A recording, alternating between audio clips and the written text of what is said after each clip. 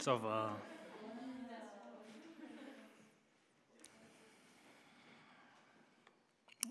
Alors, bonjour à tous, j'espère que les mini-groupes se sont bien passés. Oui. Alors, on va pas relire le texte, parce qu'on a tous lu tout ça juste avant, mais on va faire juste un petit résumé. Est-ce que quelqu'un peut résumer? Joseph, est-ce que tu peux résumer le texte qu'on vient de lire? Les grands points. Vas-y, parle fort. En quelques mots, Ouais. le texte nous parle ici d'une première famille qui arrive là où était Abraham. Et alors il cherche refuge en Égypte. Uh-huh. Mais il ajoute à ça un mensonge en Mm. faisant passer sa femme pour sa sœur parce qu'elle était belle de figure. Elle était belle de figure, oui. Et du coup, le pharaon a pris sa reine pour sa femme. Ouais. Et le Seigneur a fait venir des plaies sur le pharaon et sa nation. Et du coup, le pharaon a découvert le pot de rose et furieux, il a chassé Abraham du pays. Ok. Merci Josias, c'est cool. Et quand je lis ce texte, ça m'a rappelé un petit peu une histoire qui m'est arrivée en 2005, quand ma famille et moi, on est partis à Madagascar. Donc il y avait un petit peu une crise familiale, donc on a décidé de tous partir à Madagascar avec mes parents et mes sœurs. Et j'avais 14 ans, je ne parlais pas vraiment la langue malgache, et on ne connaissait pas vraiment la vie à Madagascar. Et je me rappelle, une fois, on est sorti dans la rue et notre maison, là, sur le chemin, et il y avait des gens qui faisaient à mes sœurs quand elles passaient.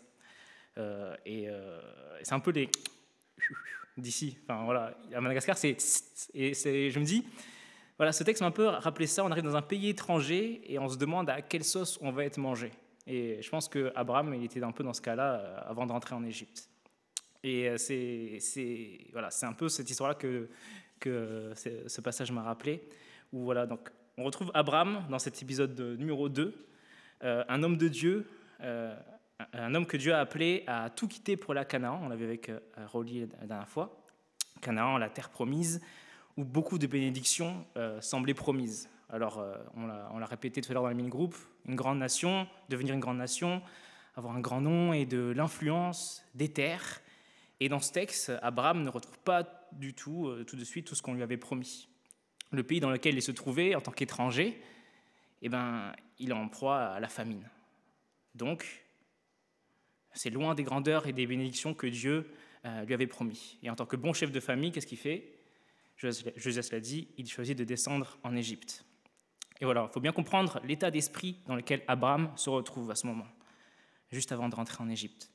Contrairement à ce qu'on lui avait promis, il est en position de faiblesse. Et il change de pays, pourquoi? Pour survivre. Il est affamé.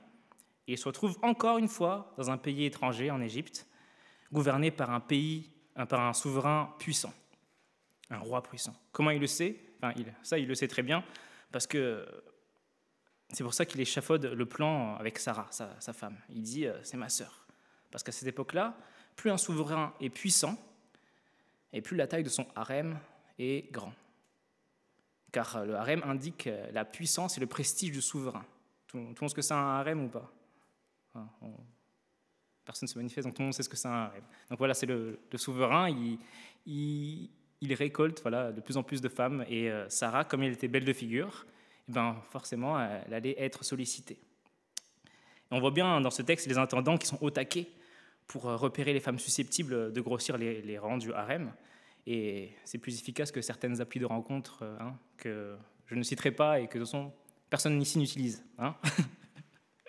Donc voilà, Abraham se sent tout petit face à ces situations. Il ne faut pas oublier que tout ce qui s'est passé dans les 12 premiers chapitres de la Genèse, l'humanité a quitté le jardin d'Éden, la création est abîmée, le monde est déchu et la violence sans cesse revient. Dans ce monde-là où des catastrophes comme des famines peuvent arriver, on peut se trouver un terrain hostile, comme Abraham se retrouve en Égypte. Il est normal de se sentir un peu petit. Derrière lui, il y a Canaan et la famine. Devant lui, il y a toute la grandeur et les risques de l'Égypte. Abraham a peur. Il est désemparé, il est perdu. Alors il va faire ce que beaucoup de pécheurs perdus feraient dans un monde déchu. Il va se confier en lui-même et mettre sa foi en sa propre sagesse et sa propre intelligence. Il va faire son plan. Il va sortir, comme l'a dit Kenny tout à l'heure dans mon mini-groupe, il sort du plan de Dieu et il va faire son propre plan. Et on va voir maintenant sa foi faillible. Abraham est soumis à une épreuve. Et face à cette épreuve, il a peur. Il a des angoisses. Il est anxieux. Il a peur de mourir. Qui se reconnaît dans ces sentiments? Qui a déjà eu peur? Qui a déjà ressenti de l'anxiété? Qui a déjà ressenti des angoisses? Tom, il est serein. Il n'a jamais ressenti ça. Jamais. Qui a déjà ressenti de l'insécurité? À minuit, quand on pouvait sortir sur la rue Fauche-Ferrier? C'est chaud, hein? Tout le monde, même toi, Tom, je suis désolé, à un moment donné, on a tous ressenti ça. Et je voulais juste rappeler une chose avant de continuer. Avoir peur, être anxieux, avoir des angoisses, ce n'est pas un péché. C'est normal. C'est la chimie de notre cerveau qui nous indique un peu que quelque chose ne va pas, et il y a un danger autour de nous. Et Dieu nous a créés comme ça. Voilà, ça ne dépend pas de nous, des fois on a peur. Il ne faut pas se culpabiliser quand on ressent ce genre de choses, quand on est anxieux, quand on a des angoisses, ou quand on a peur, ou quand on ressent de la déprime. Ce n'est pas un péché. Je me rappelle la première prédication de l'année, j'avais partagé que nous allons passer une année difficile, et nous sommes aussi comme Abraham dans un monde déchu, avec une famine relationnelle. On ne se voit plus, comme Véro l'a dit tout à l'heure. On est un petit peu isolés. Il y a un virus qui s'abat sur nous et ça peut au moins nous affaiblir, au plus nous tuer, nous, nos proches. Et autour de nous, il y a encore plus tous les risques, les tentations, les imperfections d'un monde pécheur. Alors voilà, c'est normal d'être troublé, c'est normal que parfois on ait peur, qu'on soit inquiet. Et comme Abraham avait toutes les raisons aussi d'être inquiet quand il arrive en Égypte, seul avec sa famille. Mais ce n'est pas la question d'avoir peur qui est un péché, mais c'est comment il a réagi. On a vu dans le mini-groupe, il a fui le pays de Canaan à cause de la famine. Il laisse sa femme, il est un peu obligé, mais il laisse sa femme se marier avec le pharaon. Il ne cherche pas vraiment à consulter Dieu. On ne voit pas dans ce texte qu'il cherche à consulter Dieu et demander ses conseils. Tout le contraire de ce que Dieu avait prévu pour lui. Abraham a décidé de ne plus mettre sa foi dans les promesses de Dieu, mais plutôt en sa sagesse et son intelligence. Sa foi en Dieu a failli. Est-ce que vous vous souvenez de la définition de la foi dans Hébreux 11, verset 1? Ça chuchote ici, ça connaît. La foi est la ferme assurance, est une ferme assurance des choses qu'on espère, une démonstration de celles qu'on ne voit pas. Ici, l'assurance d'Abraham n'était plus ferme dans les promesses de Dieu. Ses actes ne démontraient pas qu'il croyait ce que Dieu avait dit. Il fuit le plan et la volonté de Dieu. Les circonstances qui l'entouraient, elles ont submergé la réalité des promesses de Dieu pour lui. Il ne vivait plus la réalité des promesses de Dieu, comme le thème nous le dit. Et parlons un peu de nous. Est-ce que cela nous est déjà arrivé? Est-ce que cela nous arrive aujourd'hui? Est-ce qu'aujourd'hui nous sommes soumis à un contexte si dur que nous sommes tentés de ne plus faire confiance à Dieu et de choisir nous-mêmes ce qui est bien ou mal? Il y a une image que j'aime bien, c'est une image de Oderse. Qui a déjà vu cette image? Qui connaît un peu Oderse? C'est un artiste chrétien qui fait une personne, yes. Deux. Par exemple, là, c'est un homme qui accueille le Seigneur dans son ordi. On peut aussi extrapoler dans notre vie. Il accueille le Seigneur, mais pas partout. Il y a des chemins où le Seigneur, non, rentre pas là-dedans, ça c'est mon domaine. Il y a des choses que le Seigneur ne doit pas toucher. Est-ce que c'est le cas dans notre vie? Est-ce que dans le domaine de l'intégrité, est-ce que nous volons ou est-ce que nous respectons les propriétés et les biens des autres? Est-ce qu'on télécharge les cours ou est-ce qu'on télécharge des films? Dans le domaine des relations sentimentales, est-ce que nous recherchons quelqu'un qui partage la foi en Dieu? Dans nos amitiés, est-ce que notre amour est sincère ou est-ce que nous nous comportons en hypocrite et en parlant dans le dos? Est-ce qu'on fuit la volonté de Dieu et on choisit de faire nos plans? Est-ce qu'on est fidèle dans les petites choses? C'est des questions auxquelles on doit chercher à répondre dans notre vie. Est-ce qu'il y a des coins d'ombre où Jésus, on ne veut pas laisser rentrer? Évidemment, nous ne sommes pas comme Abraham qui a reçu un appel direct de Dieu à changer de pays. On n'a pas reçu, voilà, moi personnellement, non, peut-être vous, peut-être, mais moi non. Mais nous sommes appelés quand même par la parole de Dieu à mener une vie selon sa volonté. C'est ce qui nous a été rappelé la semaine dernière avec Rolly, abandonner notre vie pour suivre l'appel de Dieu. Et la volonté de Dieu, c'est écrit noir sur blanc dans la Bible, c'est ce que Dieu veut, c'est notre sanctification. Dans 1 Thessaloniciens. Ce que Dieu veut, c'est notre sanctification, qu'on soit de plus en plus saints, que les coins d'ombre soient de plus en plus éclairés par la lumière de Dieu, qu'on soit de plus en plus semblable à Jésus. Et notre foi est souvent mise à l'épreuve. Aujourd'hui, c'est sûr, notre foi est mise à l'épreuve. Est-ce qu'on va faire confiance à Dieu avec ce contexte sanitaire-là ? Et marcher par la foi, ça veut dire faire confiance à Dieu au-delà des circonstances. Ces circonstances qui nous oppressent et pourtant agir en conséquence, agir selon la volonté de Dieu. Ne faisons pas comme Abraham qui a fui les promesses de Dieu à cause de ses peurs. Oui, on a peur, c'est normal. Mais regardons à ce que Dieu veut, aux choses qu'il nous a promises. Je vais donner une citation d'un film et vous allez dire quel film c'est. La peur est le chemin du côté obscur. La peur mène à la colère mène à la haine, et la haine mène à la souffrance. Quelqu'un connaît ? C'est Star Wars. Zoé, tu connais. C'est bien. Dans Star Wars, c'est peut-être vrai que la peur mène directement toujours au côté obscur, au péché. Mais ce n'est pas le cas, ce n'est pas vrai avec le Dieu de la Bible.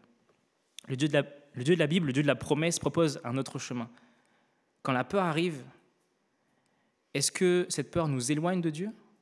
Ou est-ce que cette peur nous fait nous rapprocher de Dieu et de sa souveraineté ? Abraham, son cas, cette peur l'a éloigné du plan de Dieu et de ses promesses.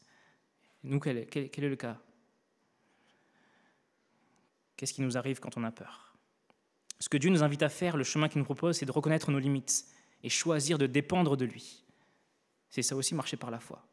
Parfois, souvent, toujours, courir dans ses bras. Ces bras qui sont souverains quand nous avons peur. J'ai un pull là, il y a écrit « Indigens Deo », ça veut dire « besoin de Dieu ». Besoin de Dieu. On a besoin de Dieu, on a besoin de reconnaître nos limites. Et vous pouvez le trouver sur le site shop de Tout pour sa gloire. Voilà. Mais voilà, on a besoin de reconnaître nos limites et notre besoin de Dieu. Quand on a peur, c'est un rappel pour nous dire qu'on est limité, on est humain, on a besoin d'un Dieu souverain pour prendre soin de nous.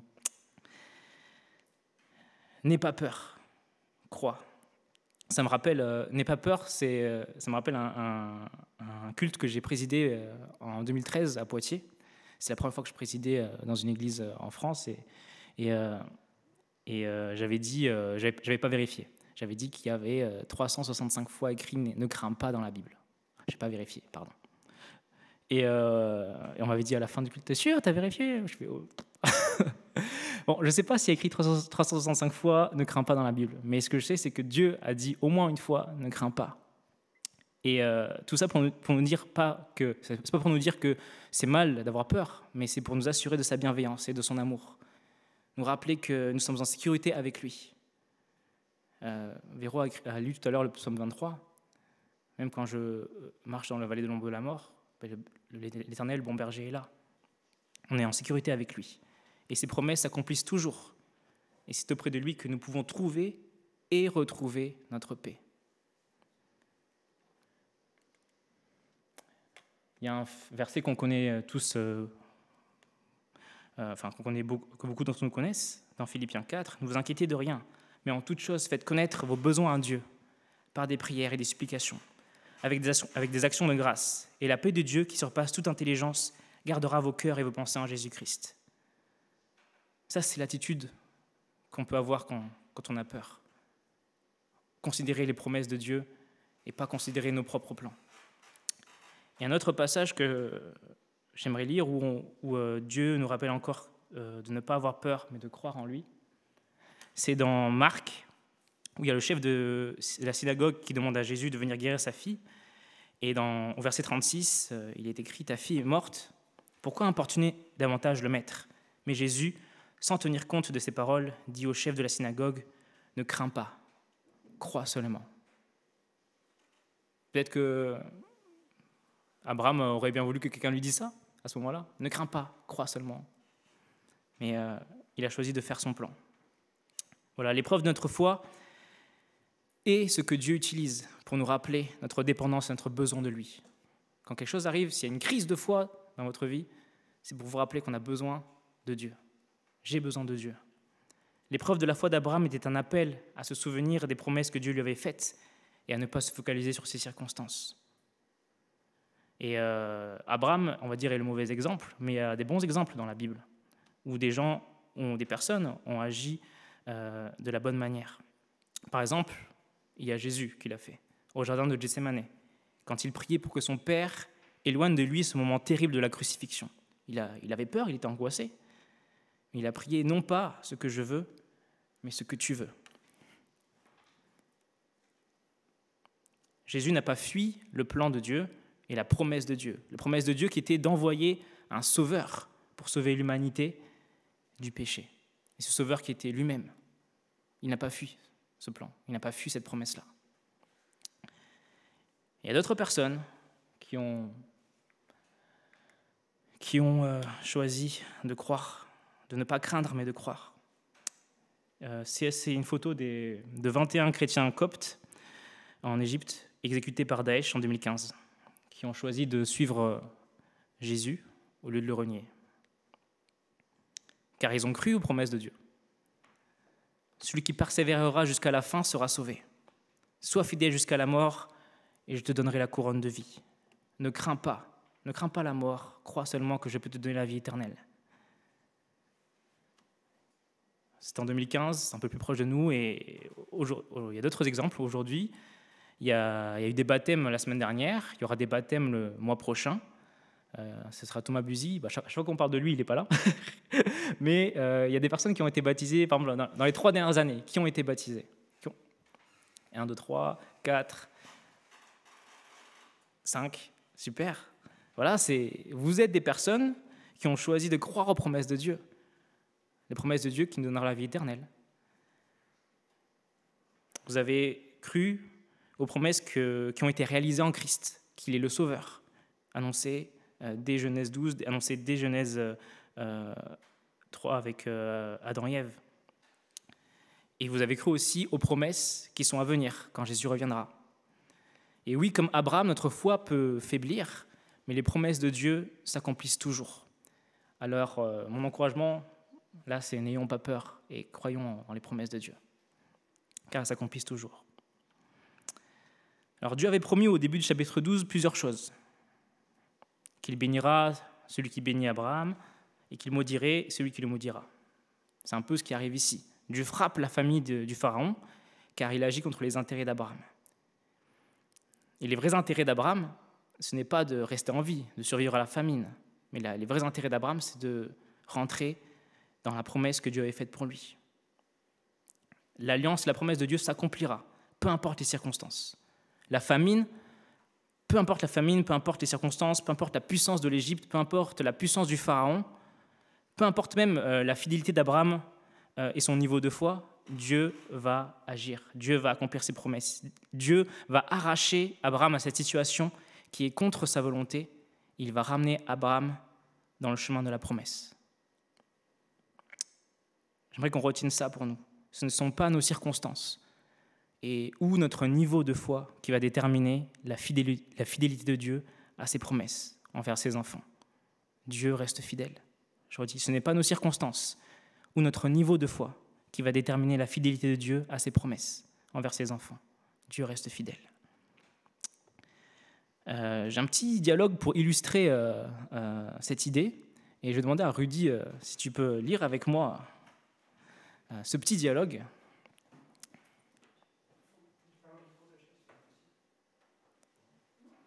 On sera 2. Bonjour. Ok. Salut. Je peux te poser une question un peu perso? Comment tu vas? Alors ça va frérot, je vais bien.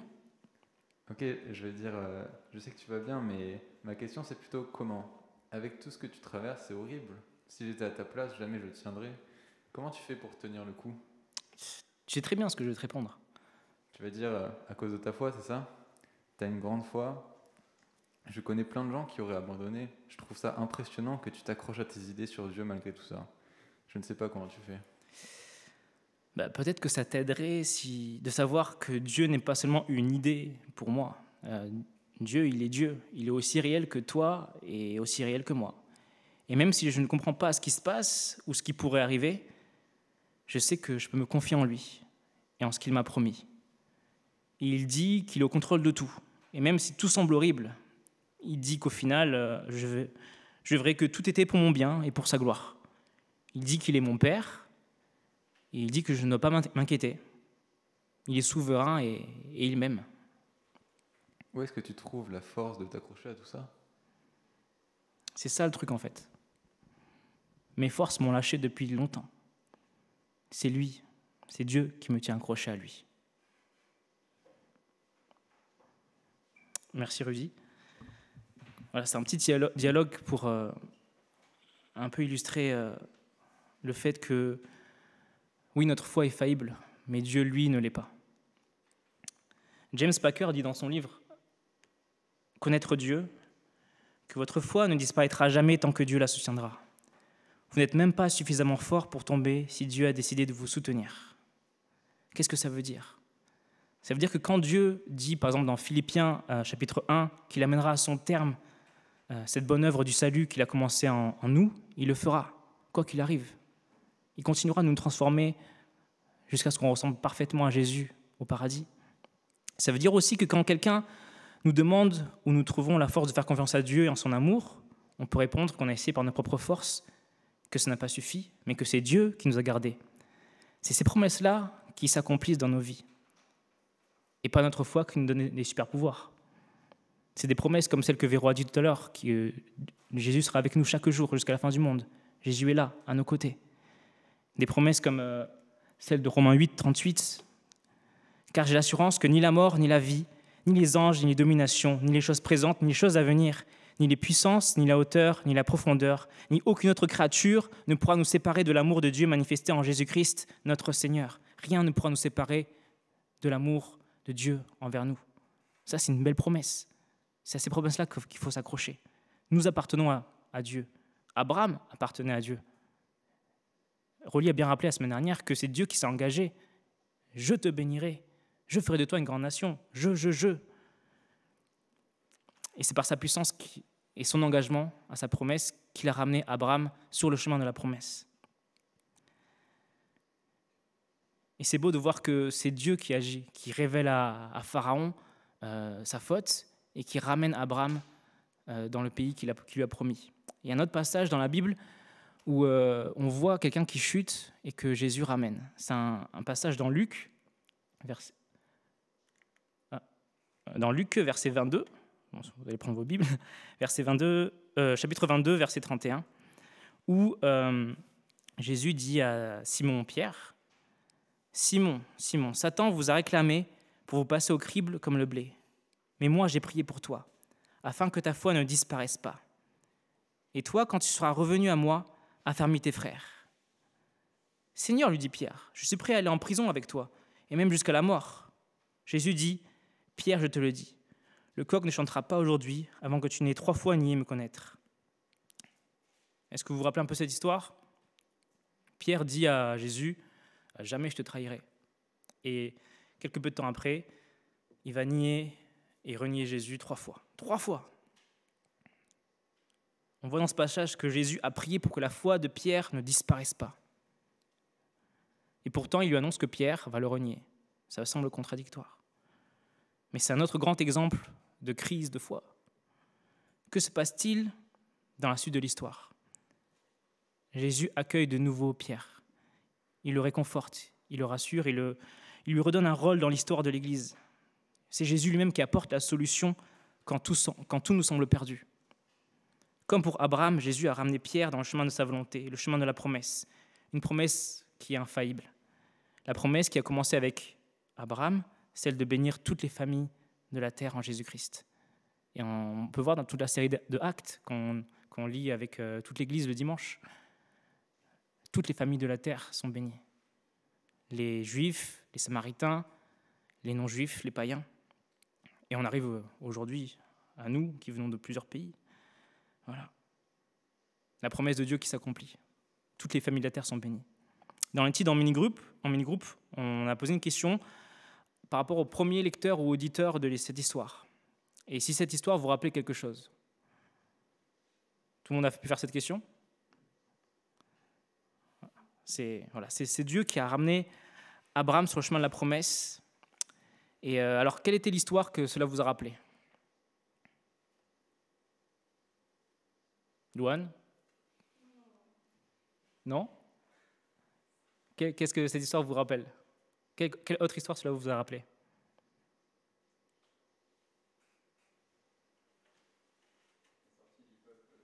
La sortie du peuple d'Égypte. La sortie du peuple d'Égypte après les 10 plaies. Les 10 plaies avec Moïse. Et c'est intéressant de voir que Dieu a étrangement ramené de la même façon le peuple d'Israël hors d'Égypte pour continuer la réalisation de sa promesse. Par des fléaux, il a sorti Abraham d'Égypte, et par des fléaux, il a sorti le peuple d'Égypte de l'esclavage. Et quand on considère que la libération du peuple d'Israël aussi préfigure notre libération à nous de l'esclavage du péché, on peut s'émerveiller de voir comment Dieu se plaît à réaliser ses promesses. Dieu a promis de bénir Abraham, et il le fait en le libérant de ses problèmes en Égypte. Deuxièmement, Dieu a promis de faire de lui une grande nation, et il va libérer le peuple d'Israël de l'esclavage avec Moïse, et leur donner la terre promise avec Josué. Et troisièmement, Dieu a promis de bénir toutes les familles de la terre en lui, et Jésus est venu nous apporter le salut. Et nous voilà encore ici cet après-midi, toutes les familles de la terre, venant de... On a déjà fait le tour des pays la dernière fois, mais c'est beau de voir encore tous les pays, tous ces pays qui sont représentés ici, bénis par la grâce de Dieu. Alors aujourd'hui, si tu es ici, ce n'est pas par hasard. Le message de la promesse de Dieu à Abraham est arrivé à tes oreilles. Le message de la promesse de Dieu en Jésus-Christ est parvenu à tes oreilles. Si tu mets ta foi en Jésus, tu auras la vie éternelle. Comment vas-tu répondre à cette promesse de Dieu pour toi ?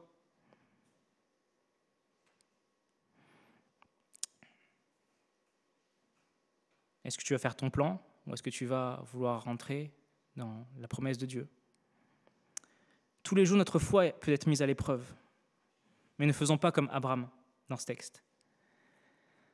Il se peut que nous traversions une période où la peur et les angoisses sont super présents, mais Dieu nous appelle à tourner les yeux vers lui pour qu'il puisse nous rappeler ses promesses. C'est normal d'avoir peur, mais ayons la bonne attitude quand on a peur. Tournons-nous vers Dieu. Tournons-nous vers ses promesses. Dieu veut nous rappeler ses promesses. Et on va encore plus développer ça la semaine prochaine avec Jonathan, dans l'épisode 3, où Dieu va rappeler des promesses à Abraham. Voilà, quand tout semble incertain autour de nous et que nous ne savons pas où mettre notre foi, Dieu nous donne dans sa parole des promesses sûres et certaines, infaillibles, qui s'accomplissent toujours. Je ne vais pas les répéter, mais c'est tous les versets qu'on a lus tout à l'heure. Toutes les promesses que Jésus nous fait. Ne faisons pas comme Abraham. Et si, pour conclure, si aujourd'hui tu es dans la détresse, si tu ne sais pas où tu en es, je veux t'encourager en lisant ces paroles de ce chant qu'on va chanter tout à l'heure. Tu es mon roc au jour de la détresse. Et si je tombe, tu me relèves. Dans la tempête, ton amour me ramène au port. Tu es mon seul espoir, Seigneur. Amen. Je vais juste prier et je vais laisser la place à Véro. Seigneur Dieu, merci pour ta grâce. Merci parce que tu es un Dieu qui est fidèle à tes promesses. Seigneur, je veux vivre la réalité de tes promesses aujourd'hui. Je veux croire à ce que tu as dit dans ta parole. Je veux croire que tu peux nous assurer la vie éternelle si je crois en toi. Et Seigneur, cet après-midi, je te remets chacun des jeunes ici présents. Si des personnes n'ont pas encore fait le choix de te suivre et de croire en toi, mais que tu puisses les attirer à toi par tes cordages d'amour. Tu nous aimes, Seigneur, et si on est ici dans cette salle cet après-midi, ce n'est pas par hasard. C'est pour qu'on puisse entendre ta parole, qu'on puisse entendre tes promesses. Et on n'a rien à perdre, Seigneur, à te suivre, Seigneur. Merci pour ta grâce. Merci pour ton évangile. Merci pour ta parole. Merci pour ton Église. Merci pour ces relations qu'on a ici dans ce groupe de jeunes. Amen.